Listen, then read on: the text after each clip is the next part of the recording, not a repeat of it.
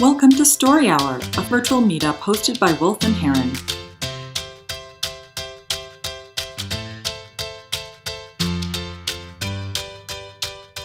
It was a balmy summer evening as the bus rolled into Zurich main station at 5:23 p.m.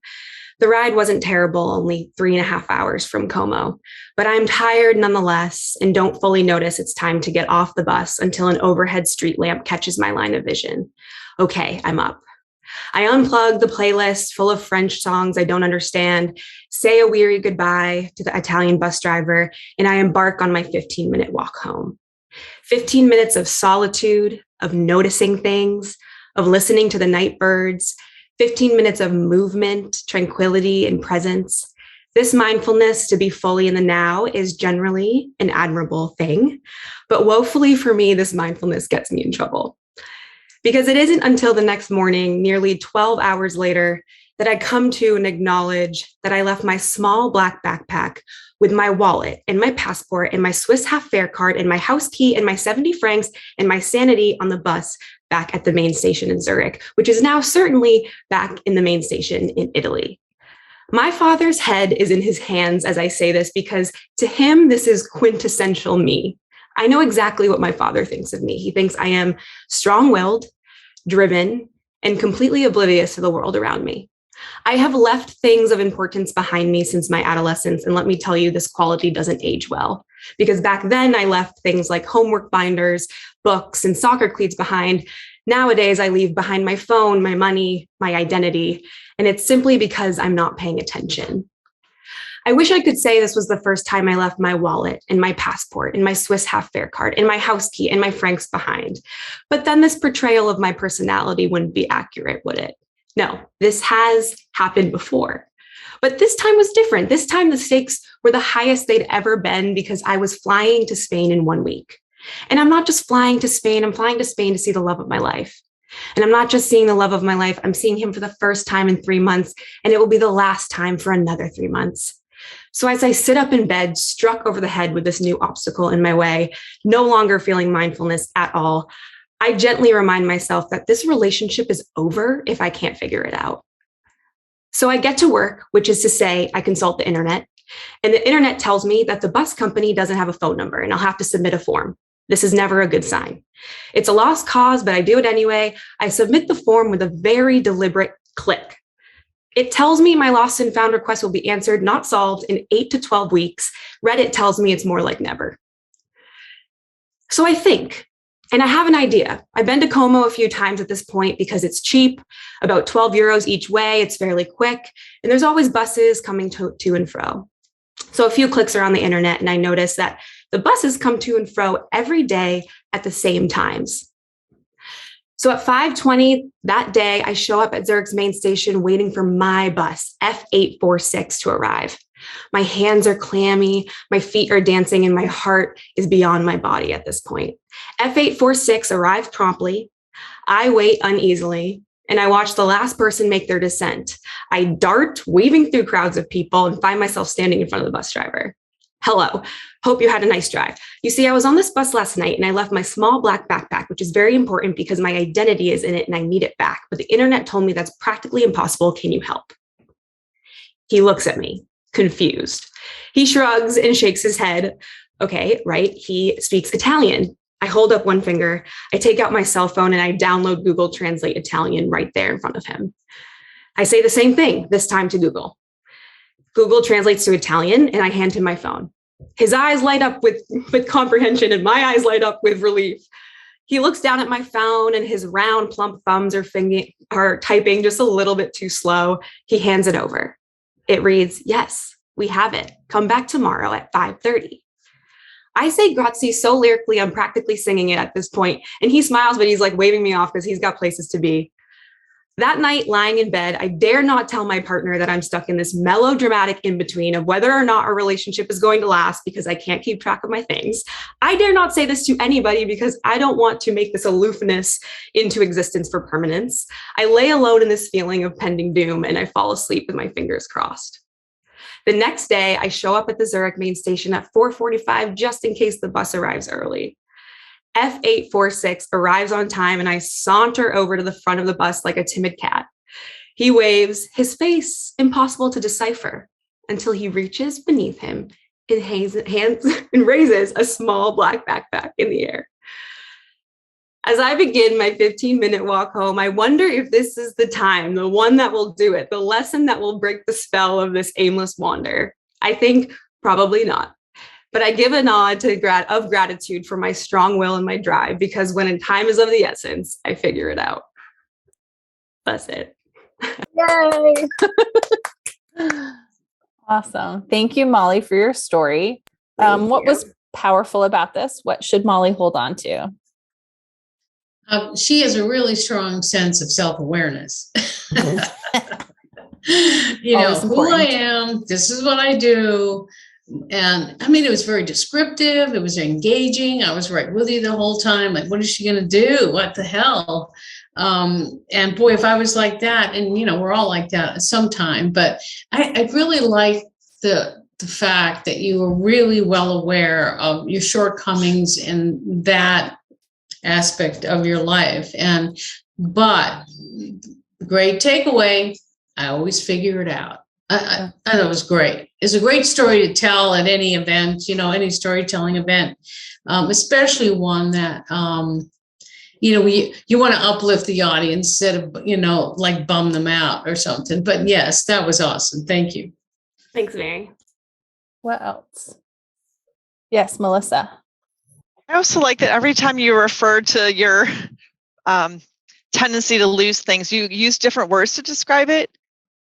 Once you described it as aloof, another time I'm losing the words, but you had different ways of talking about it. It might have been fun to talk about. I know you used mindfulness, but a couple other examples of where it's been your superpower that you've lost things behind. You've probably had things happen to you that never would have happened had you not been aloof or losing your things. It was great. I was on the edge of my seat the whole time. Yeah, it was a great example of going deep into a single moment as a way, and like really, really spreading it out, and how that can help you build suspense, because you're sharing the stakes with us. We know how you feel about it, and we're in every moment. It's not just like, I lost this and then the next day I found it and it worked out, right? Like, we dug into it, and it shows you the value of doing that to invite curiosity. Molly, the story, there was something about it. So I was like getting really emotional, and I would think I was just laughing out loud. It was like tears of laughter. But the story, it's funny. Like, you tell it with this comedic tone. I love how you are almost telling it with like a bit of laughter in your voice, but it's like there's some serious themes to it, right? Like, there's a lot of self-reflection, and we've already talked about some of these things, and how your relationship was in the balance and all of that. So I really love how you used humor in your tone in the whole story, to make it different and make it, you know, more inviting. Thank you. Go ahead. Hey, Molly, I loved your story. I'm a little bit biased because we just went to Zurich. So I'm like imagining like all the things that you're seeing as you're like walking down the street. It's just so beautiful. But one thing is, if you ever do change your story to like, you know, another like difficult, like barriers is something, I don't know if you experience this living over there, but all the different languages that they speak, like you kind of never know who you're going to get, or like how hard it is. Like, I like how you said that you had to download Google Translate right then and there, but like, what if you hadn't had your phone, or like, I don't know, you know what I mean? Like how, adding a little bit more of like, maybe at a different story time, like the intensity of like how it could be difficult to find something that you've lost, especially if that's your superpower, you know, is losing things in another country, like how difficult that could be as well. But yes, I did love your story as well. It was very sweet story too. Oh, thank you. And it's funny because you're right that I had my phone on me, but I didn't have data. So I actually had to go across to a Starbucks, download it there, and then go back to the bus driver. There was actually a lot more back and forth, but I couldn't fit it into 5 minutes. So you're absolutely right that the language barrier is real. It's real. Thank you, Ellie. Yes, go ahead, Carol. Have you ever thought about screenwriting? I've thought about a lot of things, but you know, because I think I'm like 5 personalities in one. it was very, I don't know. Somehow I just imagined that as a scene in a movie for some reason. Yeah. Thanks, Carol. Yeah. Abednego. Yeah, I think she make a great storytelling.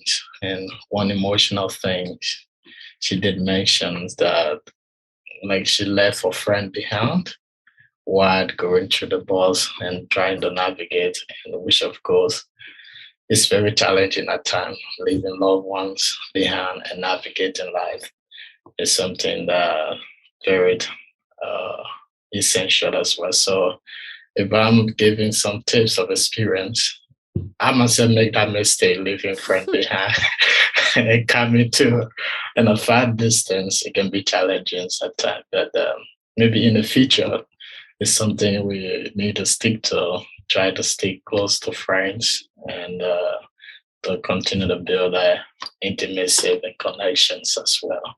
So I just think that is very emotional as well regarding that.